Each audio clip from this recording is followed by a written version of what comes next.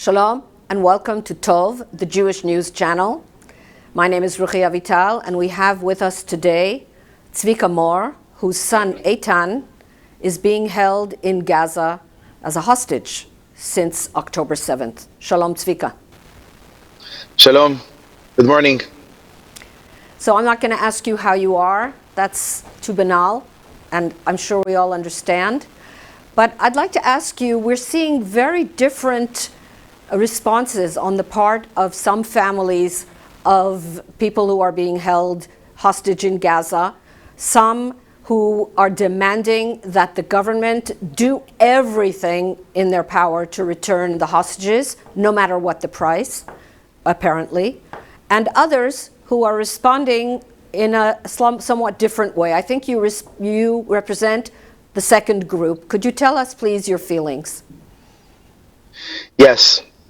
We in Forum Tikva represent the thinking of taking care of all the people of Israel.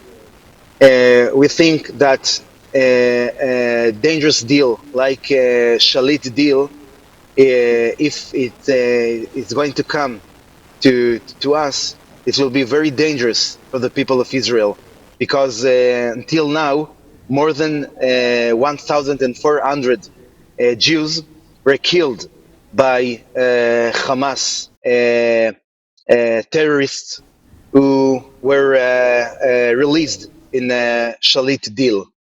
So we want the Israeli government to do the deal with the thinking about the people of Israel, not only the hostages. So can you explain how is it that there are some people who are responding emotionally and very understandably with grief and pain and fear at the fate of their loved ones, which I'm sure you share completely. Your son is being held in Gaza. You don't know his fate. You don't even know what his condition is. You've had no contact whatsoever or any information about him since October 7th. And you seem to be able to put those feelings aside, which I'm sure are very, very strong, and somehow look at the situation from a different angle. Yes. Look, when you go to buy a second-hand car, you don't buy this car with your feelings. You want to see. You want to see documents. You want to hear the motor. Okay. Now talking about okay. It's not only my son's life. We are talking about the life of millions of Jews here in Israel. So we cannot do this deal emotionally. We have to think. We have to stay calm if we want to save our people and to save our state.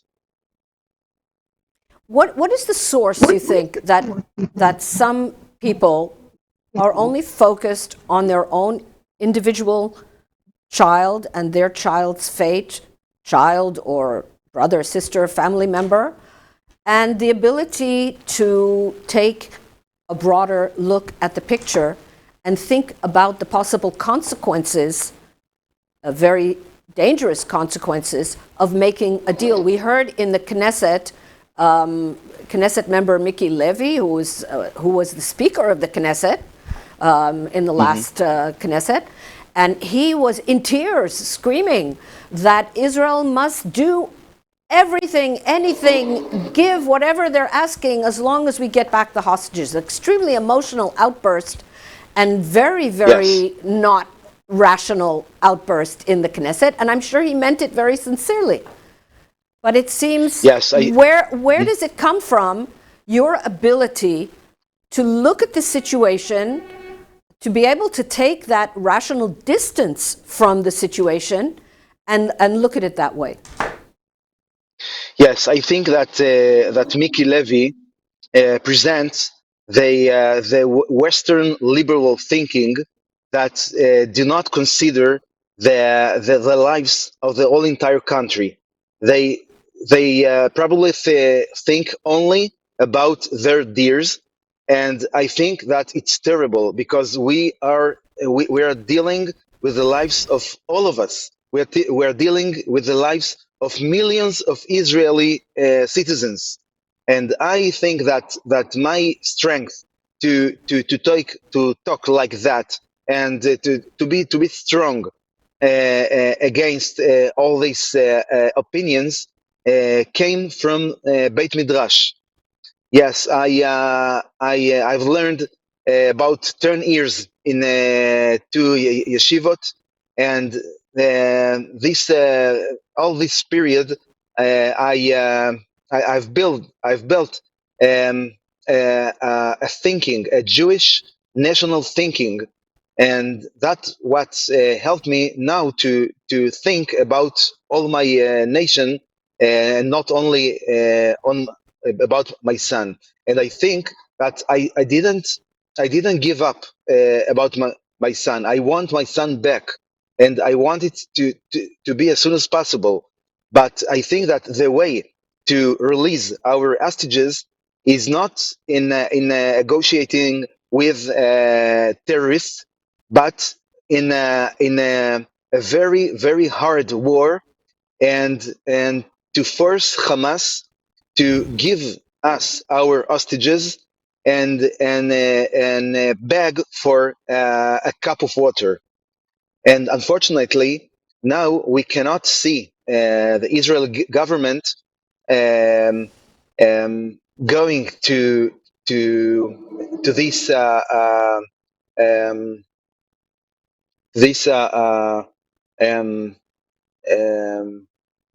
how do you say that? Doing, I think that the Israeli government do not do the right things to give us our hostages. So you're saying instead of, it sounds like we're begging Hamas to release the hostages, and they're the ones who should be begging us to take the hostages off their hands. They're the ones who should That's be right. desperate for a Yeah, deal. correct. Yeah, we are running to Hamas. We are begging to Hamas to talk with us, to sit with us for a negotiation, and I think it's terrible. And the price keep raise Mhm. every day when we are begging them to sit with us. You know, we've been a country for 75 years, but apparently we haven't yet learned how the Middle Eastern bazaar, you know, the marketplace, how it works, how you bargain in the Middle East. And we still have a lot to learn in that. Another question to you.